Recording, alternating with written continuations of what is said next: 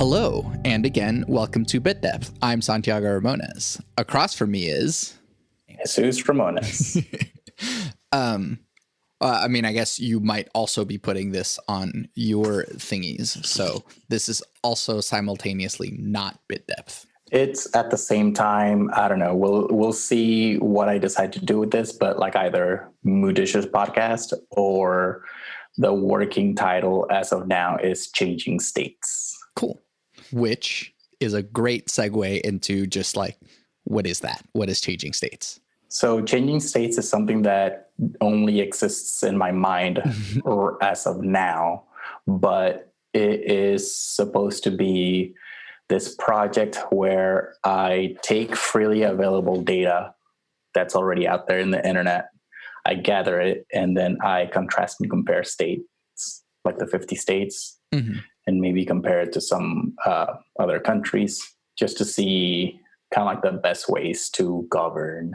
And like there's good things that some states are doing. There's bad states that some states are doing. And I just want to put that out like more into the forefront. Yeah. There are already some websites that do this, but in like website form. And so it's like you are putting that into the YouTube sphere so that it is more easily accessible, because who reads articles nowadays? Not me. Although you will be for gathering all of this information. So I guess, why do you want to be gathering this information? Yeah, just kidding. I do. I want to be gathering it because I think it's like this idea, and maybe this can like help me get to it. Because like my first video, I was thinking it would be kind of like how I came up with the idea, and I kind of want to make it, because anytime that you think about a video, you kind of want to tell a story, like maybe with a beginning, middle, and end, or something cohesive that will keep the attention of people all throughout it. But I've been thinking about how to tell this story across of how I came up with the idea. But the idea, it's kind of like it's all together in my mind, but like it you have to kind of like tease it apart to actually kind of tell a story. Yeah. The ideal goal would be to kind of create like an Oscars, but for the States. Yeah. To where like it's to some extent prestigious, to some extent like ideally, like, you know, like in the future, like there's celebrities involved to where like there would be a lot of eyeballs on it. That way we can kind of, instead of, I feel like there's a lot of infighting right now as to like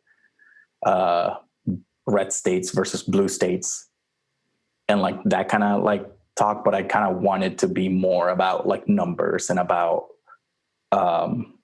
numbers, statistics, things that we care about. Some of the things. So Andrew Yang had kind of this same idea. And like the 5 things that he always wanted to measure was life expectancy, mental health, and freedom from substance abuse, environmental sustainability, average income and affordability, childhood success rates. So it's kind of like if those things, if we measure those things, and I think also if we compare the 50 states as to how they're doing, I think that way you can kind of create like a race to the top. I mean, I guess like there is all of this information readily available. And it seems like the only people that cite this information is like politicians, understandably so, because they're like trying to like show evidence or whatnot. But it is kind of more because of the nature of how political engagement has become, because of the internet, because of the media. There is not really like a unbiased way of measuring these statistics, because then it just becomes like, oh, look, you're a blue state and all the riots are happening in the blue states, or, oh, you're a red state, your education is terrible over in the red states. But there's no like balanced way of looking at every single state and being like, nah, here's just the facts of each one. So I guess, how do you plan on depoliticizing it, if that makes sense? Yeah, I think also it's not all together, right? Like we have all these numbers, but it's not all together. They just get cited here and there when somebody wants to make a point, but it's not all in one place presented to you. And like I think even when politicians like cite one of these statistics, it's just to make a point, and it's not really a full picture. Yeah, so that's kind of the idea. Because also, I don't think that politicians really use these numbers as a measure of how good they are governing. Like it's more like the people that use these numbers are like, like schools and statisticians and like economists, and those aren't really the people that are. It's almost like a backstory thing. Like it's in the background. Some people know about these, but those numbers aren't really influencing the way that we govern. Yeah. And it is, I guess, this idea of like ivory towers of like, I think one of the better examples is one that I think you've talked to me about or talked about in general, is that like you studied psychology, and the ivory tower of psychology says that like this is the best way that people learn, and we are teaching you this in school in the worst way that people learn. And so it's like the psychology department isn't talking to the education department, and like the education department has their own sort of rules and bureaucracy that they're using, and then psychology is over here like, well, this is what the research shows. And so it's like, in the same way, if you apply it to these state statistics, you can be like, well, we can see how, you know, this decision caused these sorts of things, and instead it seems like a lot of decisions are made just because it is politically I don't know, exciting to do so in certain cases. Yeah, the one of the things that I because the ideal, the goal would be that I introduce a mechanism by which like government changes. And like, because I was thinking, and like I've been trying to write down things to where like, how does government change, or like what's the system by which government changes? So it's like people voting, politicians, laws. So like that's how we the people get to like the laws through all these kind of filters. People use voting for politicians that change laws. So then, and it at this moment, it feels like all of that is broken down. Like the people are misinformed. Like we don't, like not a lot of people like vote, and like doubt is being thrown on the voting system. People don't even trust politicians. Politicians are influenced by like corporations, lobbyists. And then the laws, I think the laws is something that could be influenced by like the scientific method, to where like, what's the goal of the law? After a certain period, we should measure, like, did it reach its goal? Did it do it? Like, and we measure the effect. Like, and if it didn't, we should change the law. So like, I feel like that kind of, that measure at the law, like, doesn't happen.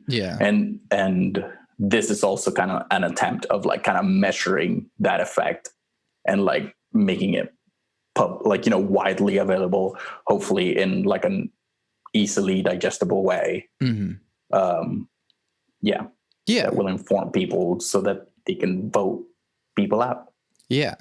And that's the thing, is that like, I don't know if like there's different steps in, or like, I don't know, whenever people find problems in systems, they're always like, I'm enraged. Who do I write to? Who do I throw money at, or whatever it might be? And it does seem like, for example, I guess sort of recently, I'm kind of catching up on a backlog of Joe Rogan podcasts, but like he talked about how, or he talked to a couple of guys who deal with people who are innocent in like the Innocence Project, and how there are people who are convicted of crimes that they didn't do, but then the legal system basically gets stuck on proving this person is the one who did it, even though there's evidence that they didn't do it. And even whenever the evidence does come out, even though like a lot of times they're just preventing evidence from happening, which is already a major flaw in the system, they're taking other sort of legal ways of like, whenever someone does get exonerated, they find some way to like de-exonerate them because of some technicality. And so it's like, at that point, it's not even about crime, punishment, laws, whatever. It's just about like, I want to win and you didn't let me win, so I'm going to find another way of making you win. And so it's like, all that to say is, whenever people see problems in systems, I feel like a lot of times, especially someone like myself who can't vote, is like, well, I just can't do anything. And so whenever I look at the shit show that is American politics right now, I just feel like the only thing I can do is just tell other people to vote, or tell other people like, this is why I hold these views, but like, I can't actually do anything about it. And so it's like, how can we make actionable decisions and create real change? And I feel like for you, this changing states thing can be a way of like at least informing the populace, informing the representatives, and informing those who uphold the law, and being like, hey, this is the results of what you're doing in the system. Yeah. And I think that something that like, again, like I kind of wanted to talk to you about this to get like some like spitballing is like, I guess that's kind of something that like I didn't kind of realize is the goal of this is to accurately measure the effect of how we're governing. Because it doesn't feel like we're doing this. I feel like the population is like, things are getting worse, right? And like, yeah, things are getting worse. And like, but like, we're also getting at the same time as like, but GDP is great. So like, you know, like in unemployment isn't as bad as it could be. Like, so like we're getting these numbers like from like the governments. Cause I mean, I want to say Trump, but also like under Obama, like he also used GDP as a measure of how well we're doing. So it's like we're not using enough numbers to measure our well-being. And to think that like since 1776, well, not really 1776 because there was a whole war, but like since the Constitution was ratified up until now, like we haven't been doing that, and like we're still not. And so it's like, I guess everyone's just scrambling to like make changes and just hope that they fix something, but then we never go back and check whether or not it actually did. And so it's like we've been running this experiment for so long, and like people call it an experiment, but it's like we're not even measuring the data in the experiment. And so it's like you couldn't even call it an experiment because it's like we're just like throwing stuff out there, and then it's like, well, on to the next thing. We like did the thing that we thought was going to fix the thing. So I don't know. Oh, so I'm getting more just like riled up, but I should just, what was it that you were trying to think about in sort of communicating this information? Yeah. And yeah, thinking, I think also like that's something that I thought about, and like kind of I told you about in psychology, to where like for my master's, like what I mainly did was just read a bunch of like research articles and kind of like learning to dissect them and stuff like that. And just like finding out that like we know how to do things. We know how to measure things. We know how to, like, the scientific method works. The main thing is implementation. And I think that, like, both in research, it's kind of like, if the main incentive that, like, society is working on is money. Money's so easily, like, measurable. So to that, like, if you have a lot of money, you're doing it, you're winning. So in politics, in, like, the private sector as well, like, it's like the more money the better. So then that's kind of like all these organisms that we're, like, creating are just like meta organisms, like these organisms made up of humans, like, which are institutions, like, and these meta organisms are just like just trying to suck up, like, money out of the system. And so, I mean, that's kind of what's affecting, like,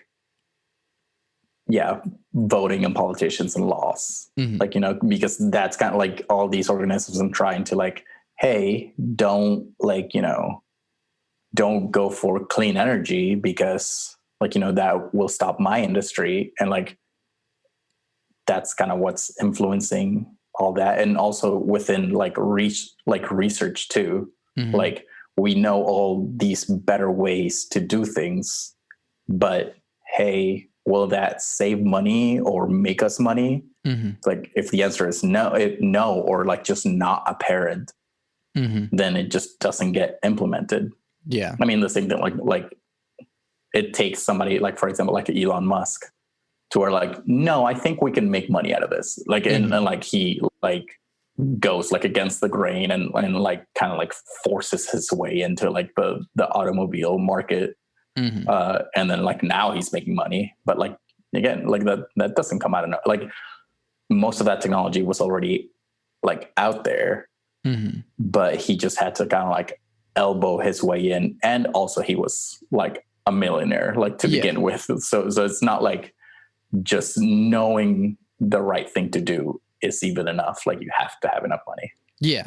Well, we shouldn't need billionaires to, like, come in and save us. That's, like, kind of the opposite of democracy, in that, like, oh, like, we vote for people and then they create the change that we want. And instead it's like, these are billionaires that, like, I didn't have any say about how much power that they had. And then now they're going to, I don't know, buy an entire town in the middle of nowhere. And these 1,000 people are now kind of, like, subject to the whims of this billionaire or something. And so that's the opposite of democracy. And so it's like, we're not finding ways of actually making this American experiment work the way that it was initially intended to do so. So, okay, this is going back to the initial point. How can we communicate these statistics in a way that is palatable to the average person, or at least palatable to the average person that cares? And then at some point, eventually, to the average person. Yeah. So, my goal is to do it through YouTube, because that's kind of like the easiest way for me to do it. And also, there's, like, entertaining YouTube videos out there. I like a lot of what the Vox does. They do, like, tiny little, like, documentaries, like, or video essays on things. So I think video is a really good way to get these things out, especially if there's only, like, they're only 10 minutes long or something like that. I think it's easily digestible. I just gotta get good at communicating through video. Yeah. And I mean, that's a hard thing. And especially because, like, we just spent a long time talking about, like, politics and economics and all that sort of stuff. And then, like, once you break down to, like, communication, it's, like, an entirely different field. And the thing is that, like, people don't think about how, like, everything connects. And so it's like, if you're not good at communicating, then you're also not going to be very good at communicating changes that need to happen. And then those changes don't actually happen. So, like, everything kind of has to begin at some point.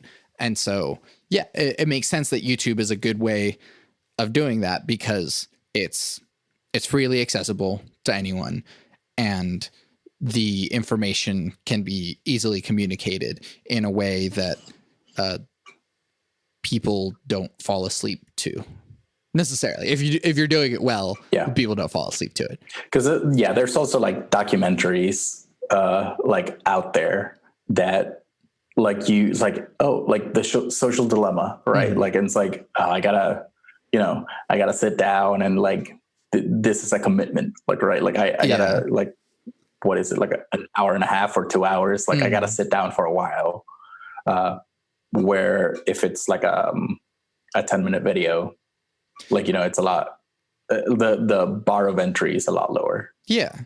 So, I mean, that does kind of present a new challenge, which is like, how do you present all of the different facets of the statistics of a state in a 10-minute video? Or are you going to break it into different sections and have like, all right, here's education, here's infrastructure, here's crime, here's blah, blah, blah. And like, maybe, the first one, it's like, here's education in Louisiana for 10 minutes.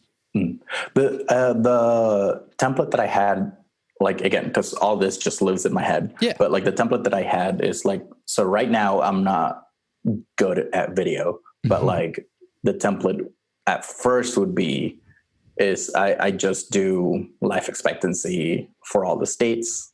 And then I like, life expectancy for all the states.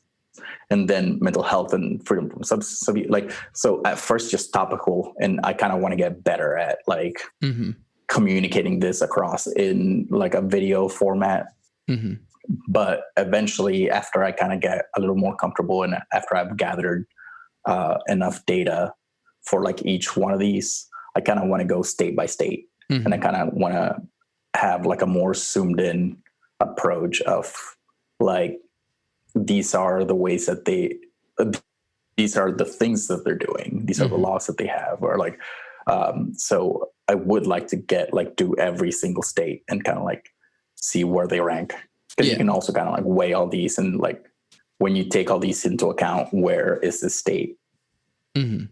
Yeah. I think another, I guess, difficult part is that you have to, and I mean, you've written a lot of scientific papers, and this is something that every scientific paper has to do, which is like, when we're talking about life expectancy, this is what we mean. And so it's like, you might even have to do like a series of videos that is just like, hey, whenever we talk about life expectancy, whenever we talk about quality of life, whenever we talk about this thing, and like defining your thing so that whenever someone, or at least like at the start of the video, being like, hey, in this video, we're talking about life expectancy in all 50 states. This is what life expectancy means. These are the things that drive it up or down. These are the other reasons as to like why we might measure life expectancy, why it would be a good thing that life expectancy is high, and sort of stuff like that. And even like more of the nuances of like, if you're, maybe life expectancy is super high and people are living to like 90 years old, but like 20 of those last 90 suck. And so like how these statistics and measures affect each other. Yeah, it's definitely, so what you were talking about was like operationally defining, as in like, what do I mean by life expectancy? And I mean, I would like to kind of create a culture or like a following of people that like understand these concepts and like help me with it, because I also don't want to be the be all, the like, the tip of the like pyramid. I want it to be a conversation with the people that watch. And also, I don't know, I think too about like movies. Sometimes movies like don't outright tell you something, but like you understand it within the context.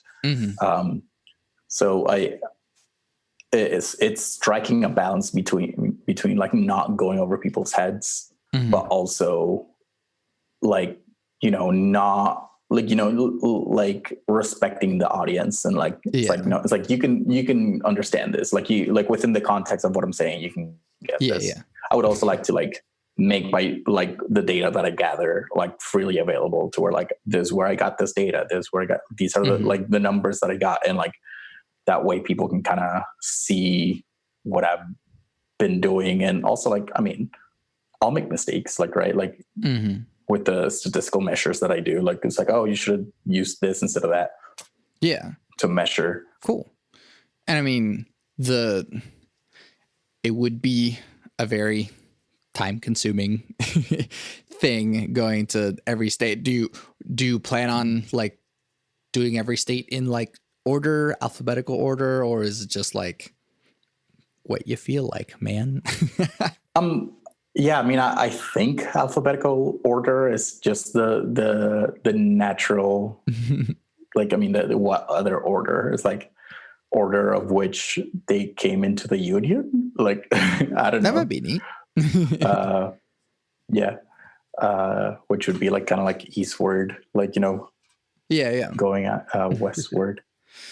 Do you think that there's, I mean, I guess eventually you're going to have to like keep updating your formats and stuff like that. So like where do you want to start as far as what it looks like and feels like? Yeah, I mean, I think right now it's going to look like a dumpster fire because I don't know, like, you know, motion graphics and stuff like that. Like the goal is to look somewhat like these people that I really admire, like people from the Vox, like I'm going to start like throwing out names, but like Joss Fong, Johnny Harris, like there's these like people that like make really good videos on there, on YouTube, that like I would love to like eventually get on that level.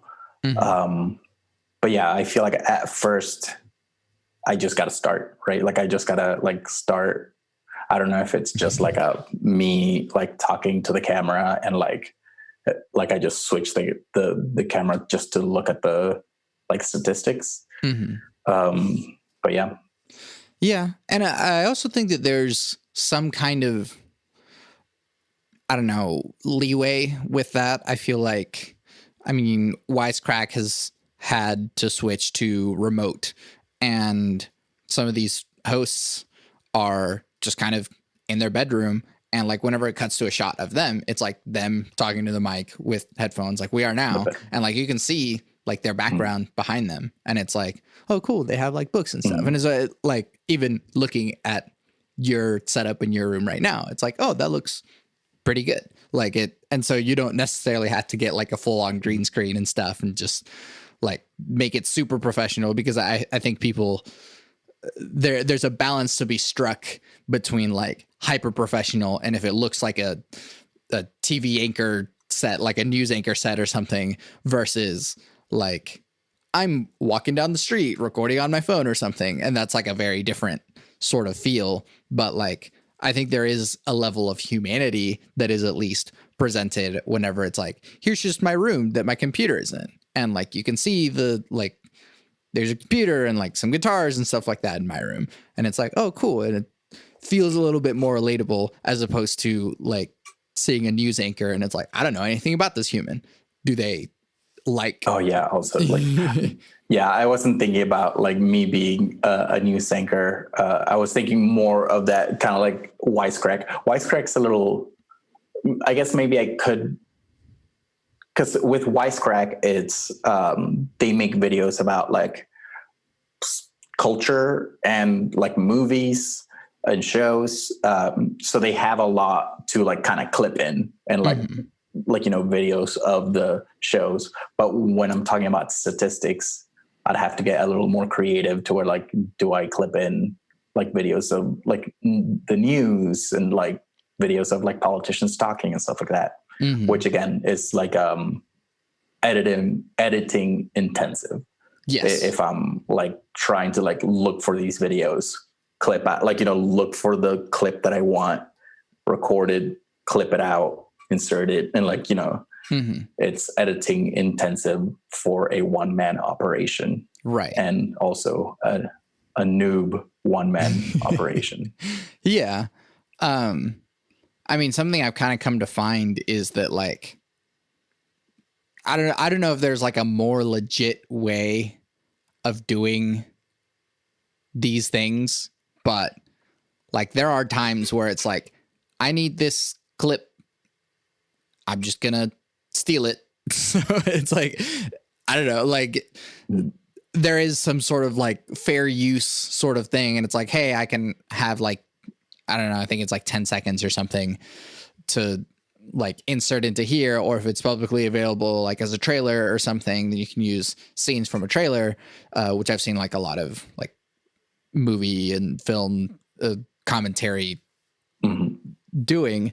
But it's like, do you just steal it from YouTube? Because like there is just like, hey, a YouTube downloader thing, or you put in the URL and it's like you're just stealing it. I don't know if there's like another way that people do it, but that's the way that I've had to do it. Yeah. Or screen record, which is like kind of lesser quality anyway. So I think it'd be better to just steal the video, unfortunately. Yeah. I mean, there's that. If there is some other way, I don't know. There's also these, they're like Getty images, but like also for video. So it's like if I want to talk about like kind of more general things, I could do that to like up the look of my videos. Yeah, there's a lot of stock footage, and I mean, you can subscribe to a stock footage like thing, which is another monthly cost sort of thing. And it's like, it's kind of funny because on some of these videos, like you're talking about like all these different YouTubers that do this sort of thing, like you do start seeing like the same like characters pop up in like, it's just like a guy who did like a stock photo shoot, and like they just keep using this same guy to represent like a guy not being able to hold limes. Yeah, or something like that, where it's like, here's just, we had some stock photos, and because it's the stock photo, we're just going to keep using it for everything. Yeah. So, I mean, I don't know, like, and in the same way that a lot of documentaries do this too, where it's like, oh, we're talking about pharmaceuticals. And so here's like all of the like super bright white, like labs and like pills pouring into things and a centrifuge and stuff like that. And it's like, oh, we're talking about pills right now. So here's like all of the things that we associate pharmaceuticals with. And that's, I mean, which also you kind of like you want to do, because you want like it to be visually changing and visually like taking like, your attention on a ride, as opposed to like if it's just me talking to a camera, like it's less, I mean, I'm beautiful, but like, you get bored of me fast. Sure.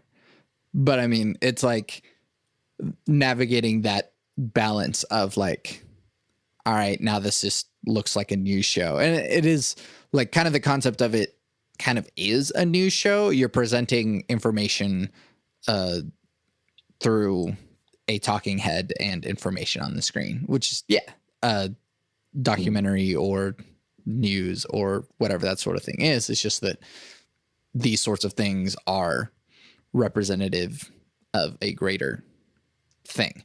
So you eventually, you talked about how you eventually want to have like more people and like celebrities talk about this sort of thing and stuff. It's like, how do you plan on having more people involved, or like having guests talk about, or like calling someone from Alabama to talk about Alabama or something like that? Yeah. I mean, it's kind of like the ideal would be that people from these states, let's say, because I mean, I'm thinking like Killer Mike from like Georgia, like Atlanta, I think.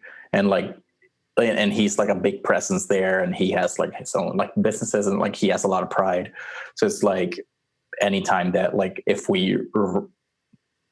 Atlanta is receiving like an award or something, like Killer Mike is the one that like receives it, and like is like, we need to work harder, blah blah, like just to, for one, I kind of want to there's something really cool about the United States. Like if you think about it like an experiment, because there's like state freedom, and like this should make us better. Like this could be used to make us better. This kind of like, it's all one country, but like the 50 states have their freedom to try different things. That makes it so we can kind of like see like, oh, that worked over there. Like, you know, there's 50 different experiments, so you can kind of see like what works and what's not working. And it should help us be better than like every other country. But I don't feel like it's being used that way.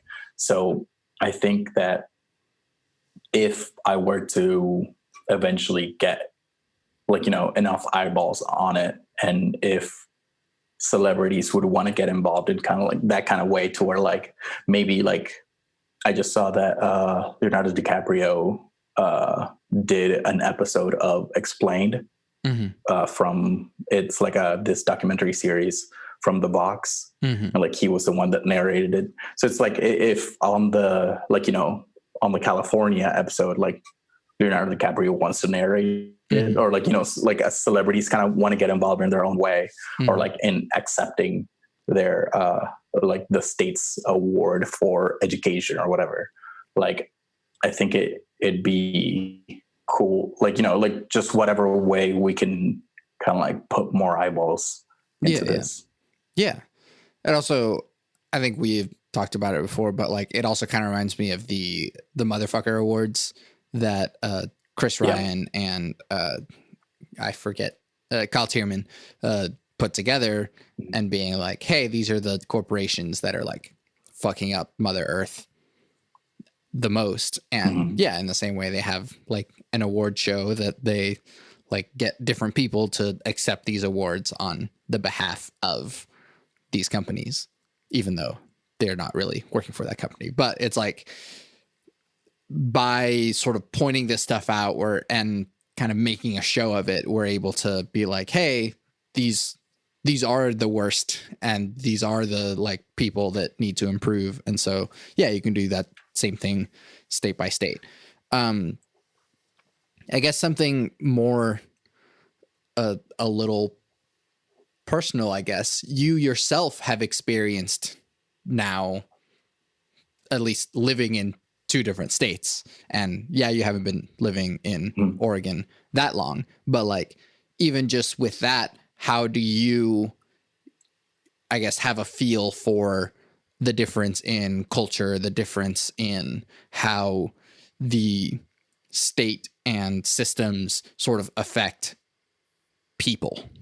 Yeah, I mean, it does definitely feel different. I feel like, I mean, one of the first things that you kind of notice just from Oklahoma to Oregon is like the hills. Hills are nice, and but also like, it's a little things are a little more close down here than in Oklahoma.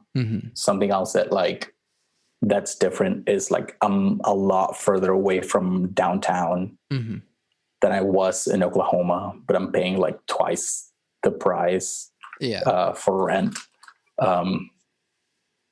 Something else that's like here in Oregon, you don't have the sales tax. Or I don't know if it's just for like this area, or maybe there's cities that do have sales tax.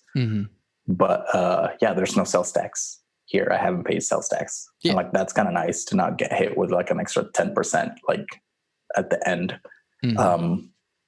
So there's little things that I notice. I know that in Portland, there's a lot of homeless people. And again, it's like, what's the thing or the factors that are contributing to a higher, like Oklahoma also, like in downtown Oklahoma, there's still homeless people. But is it just population? As in like when a city gets big enough, like there's gonna be homeless people? I don't think so, because like I think also like there's cities like Japan, like, or like the cities like Tokyo that like have less, I would think. But like it's also like, it's like kind of when I get to look at the nitty-gritty numbers. I could look at the differences in governing that are kind of leading to these outcomes. Yeah, it does seem like, I don't know off of the top of my head, but like, because Oklahoma City specifically is like really spread out, like, I don't know, I have a friend who used to live in Moore, quote unquote, but like it was actually still an Oklahoma address or Oklahoma City address, but it was like if you like move a block over, like it's a Moore address. And so it's like Oklahoma City goes from like Moore up through like Edmond, and it's this huge sprawling area. And so it's like the homeless population of Oklahoma City is like this much, but it like maybe we don't see them as much because it's super spread out versus whenever, let's say you go to Portland or San Francisco or LA or something, like it does seem way more like, oh crap, there's a lot of homeless people, but then it's like per capita, per square mile, per what might kind of change how that goes. Here's the thing that I've heard Ben Shapiro talk about, because I like to listen to just what the right thinks, is that in some of these like democratic cities, it's legal to put a tent out on the sidewalk. Mm-hmm. So in some Republican cities, it's not. As in, like, you can't just camp out on a sidewalk. It's like, I'm sorry, sir, you can't do that. Mm-hmm. So then, yeah, like maybe that's why you see more like tent cities in places. Yeah. Well, I mean, in Oklahoma, there are tent cities. You just don't see them because they're like either in places that people don't go to because people don't like going over there, or they're hidden in between like the trees and stuff. And so it's like, oh, there's a creek that runs through this area or something, and there's like a bunch of homeless people in there. You just never see them when you drive by because you don't look in there. Because like, for example, there's like a bunch of like tents over by the Quail Springs area, which is like kind of a quote unquote ritzier part of town. But it's like, there's a lot of like homeless people over there, like in a creek or something, or like where the trees are, because it's like well hidden. And so, but like you still see a lot of people, like a lot of homeless people on the corners around Quail Springs, because they know that like that's where the ritzy people are. But I don't know, the effects of certain legislation does seem to like, I don't know, it's like maybe it is illegal to put up a tent on the sidewalk, but that doesn't do anything to stop someone from becoming homeless. And so it's like prevent it. Yeah, exactly. And so it's like, so we're okay with people being homeless as long as we don't see it. And that's kind of what like that sort of legislation is saying, versus like, well, it sucks that you're homeless, so here you can have a tent out here, and that'll affect everyone else. But it also increases the perception of a city to be like, oh, there's a lot of homeless people here, you know? So like, how okay is homelessness? How okay is every other statistic, you know? Yeah. Or as like, maybe their train of thought is like, oh, well, since I can put a tent out somewhere, like more homeless people go over there because it's more okay to be homeless. Yeah. I mean, I do think that a lot of our social services, the goal should be not so much, because I think right now the goal is to like kind of kick people out of the services, but the goal should be to help people enough to where like they don't need the services anymore. Yeah. Not so like, yeah, to where like instead of like here you go, homeless person, it's you can stay in this place where it's like, I don't know, a giant like apartment complex, but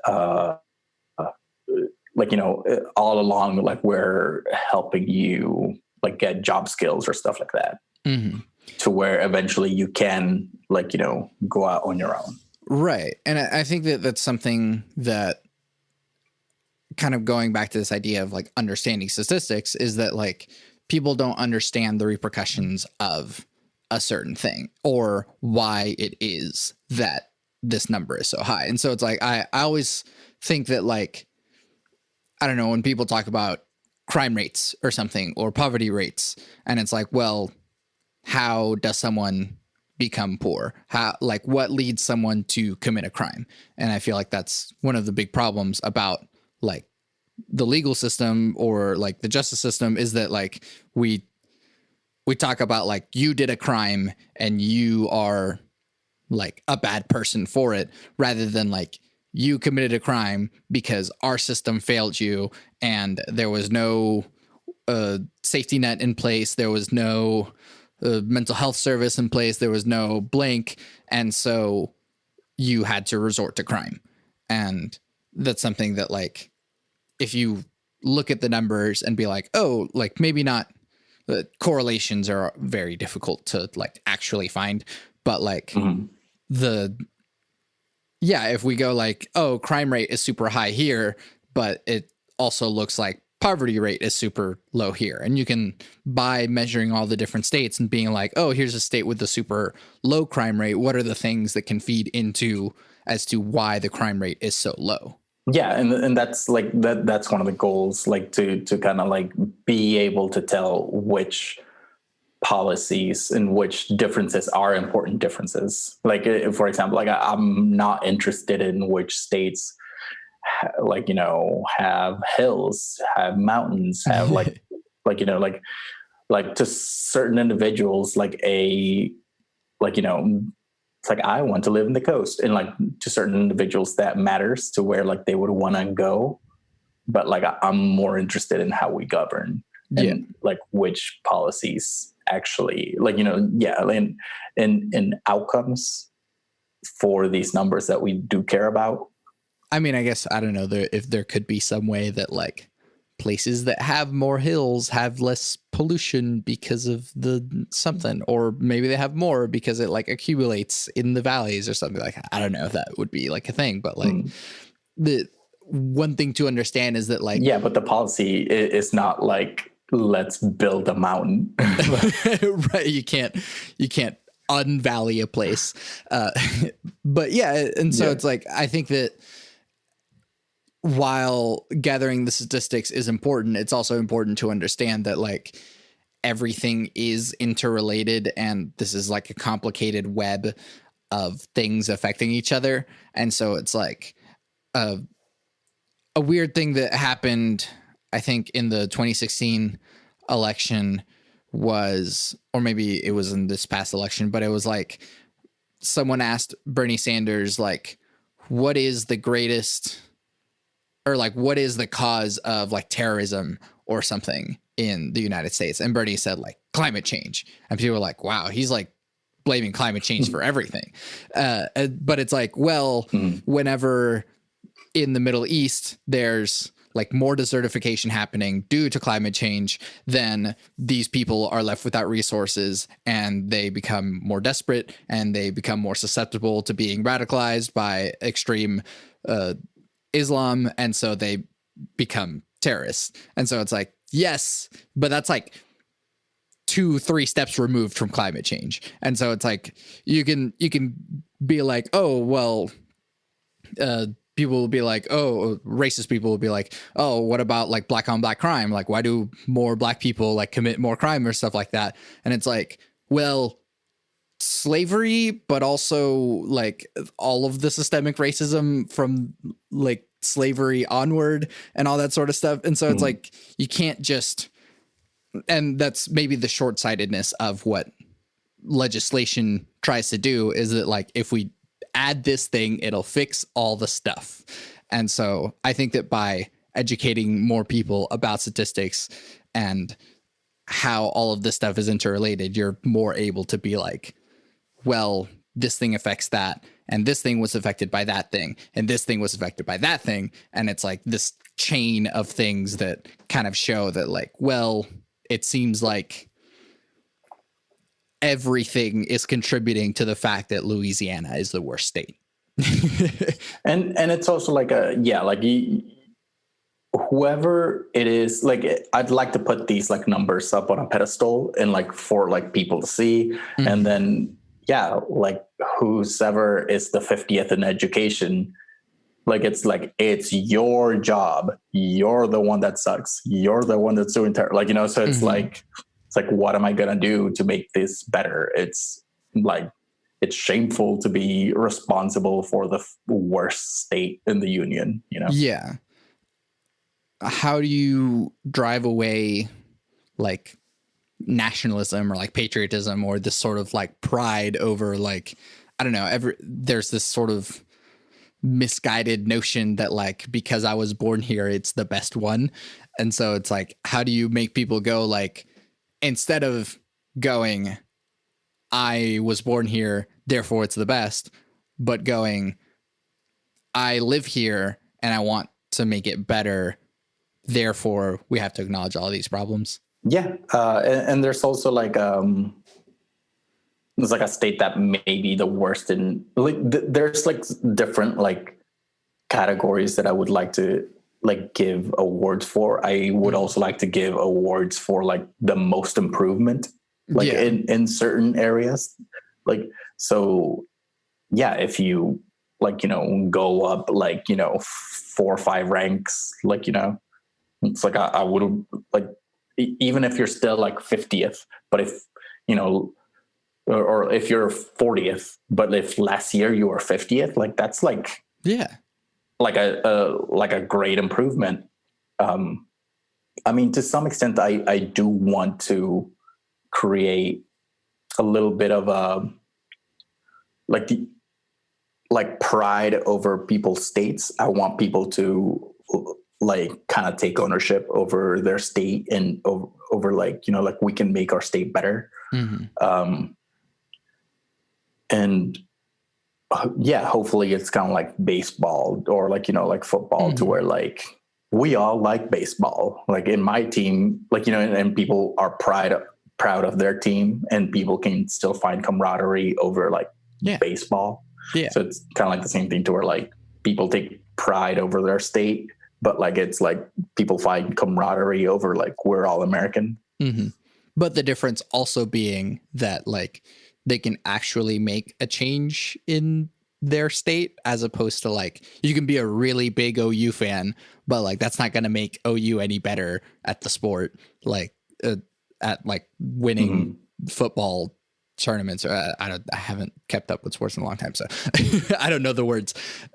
It's also the like it to some extent it kind of does. It's kind of like because a lot of people look at OU, like more people want to go to OU, the university, and OU like football team can get a lot of money. Like, and so it's like, because there's more attention in that, like more money kind of flows to it. So like ideally, if I put more attention into like these statistics, then more attention and money can go into doing these things better.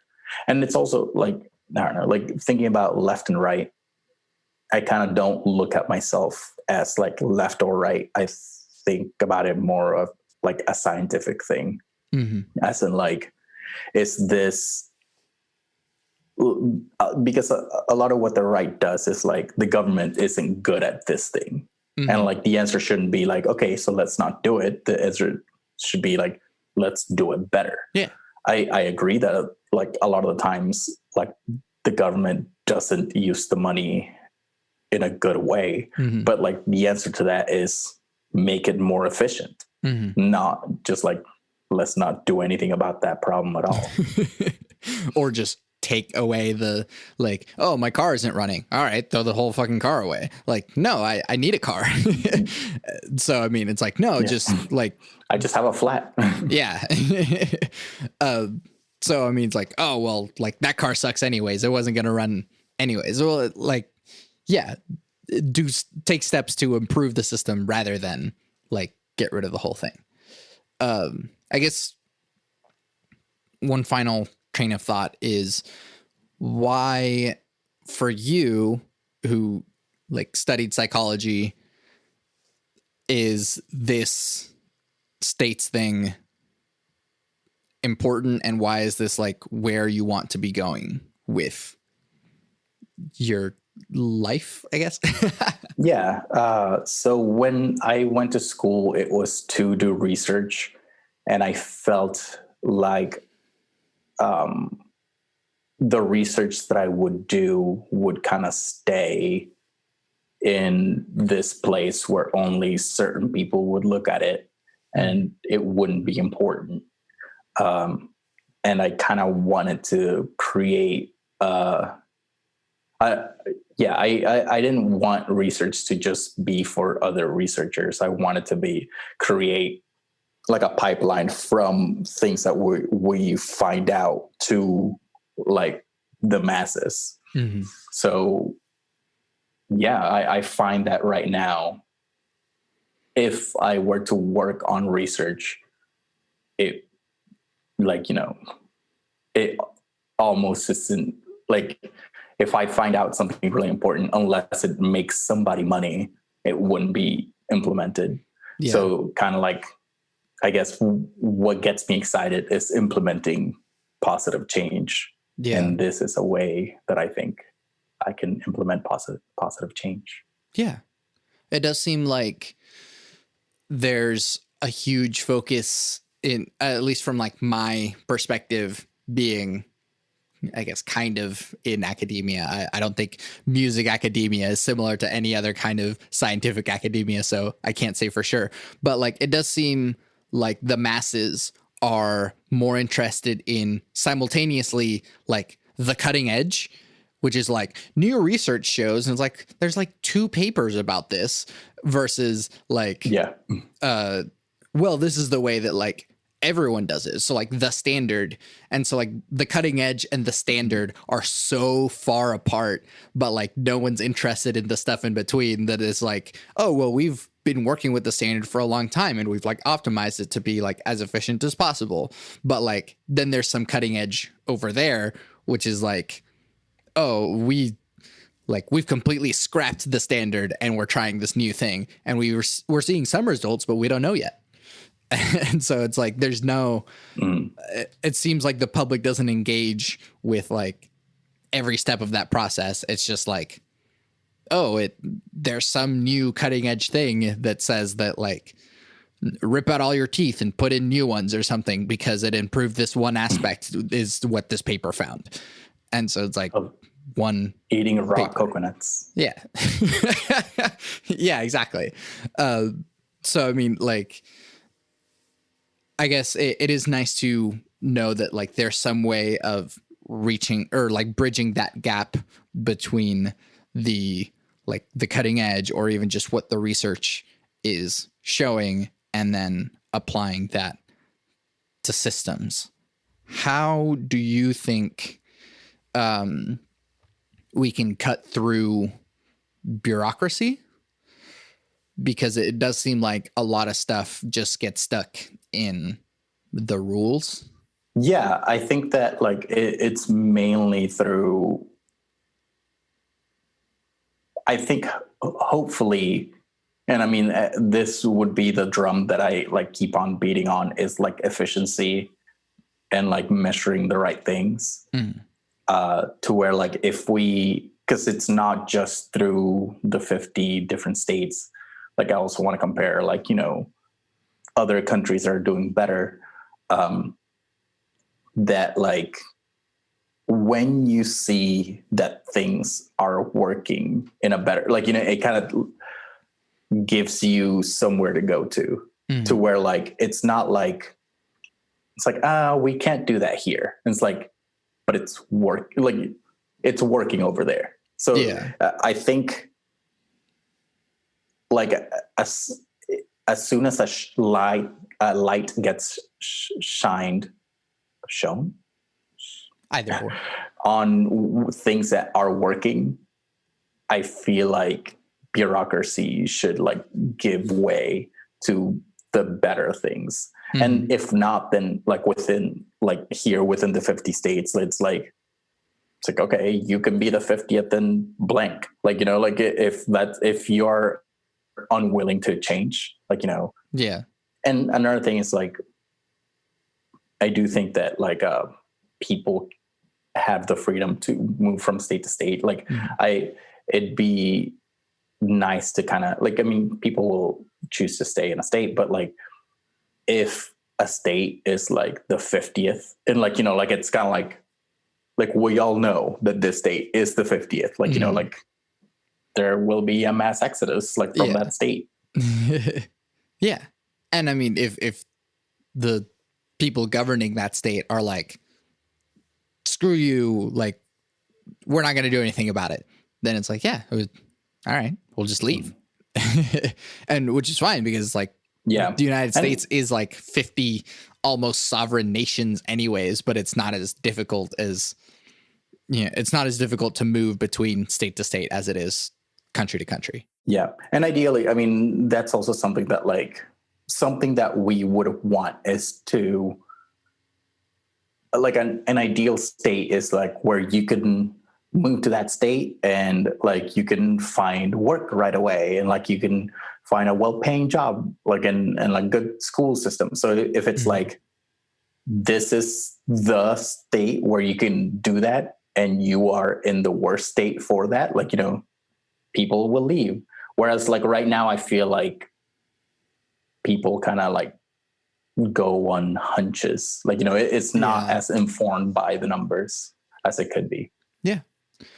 I think that if anything, for listeners that want to help out with this or are interested or something, I mean, first of all, check out Jesus's stuff, but then also it's like, if you think that like, oh, well, I'm really good at like video editing, or I'm really good at this other aspect that you might need, hit them up. Cause like, this is a very big undertaking and it would be very difficult to do this as one person. So, but also kind of understanding that like, it's not going to start off with money yet.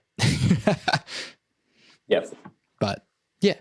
I mean, people could contact me by following me on Instagram or Twitter, at Muditious, Muditious. Yeah. I'm Santiago Ramones. I'm Jesus Ramones. You can find everything that I do on my website, santiagoramones.com. I make music. Bloom is available now, streaming everywhere. Put it on in the background or show it to your friends so you can all enjoy it together. You can also buy it on Bandcamp and get bonus content so you can sit alone in the dark with your headphones on and listen to the album in its entirety while reading and looking at the bonus content. I also make music with Power Cycle, an experimental electronic trio. Our first completely improvised album, Too Many Damn Cables, is streaming everywhere. To support this podcast, leave reviews, comments, tell your friends about it, and buy my music, because by supporting me, you're supporting the podcast. I always end the podcast with my 3 things. They shape my life philosophy. Those 3 things are: love never fails, it's going to be okay, I might be wrong.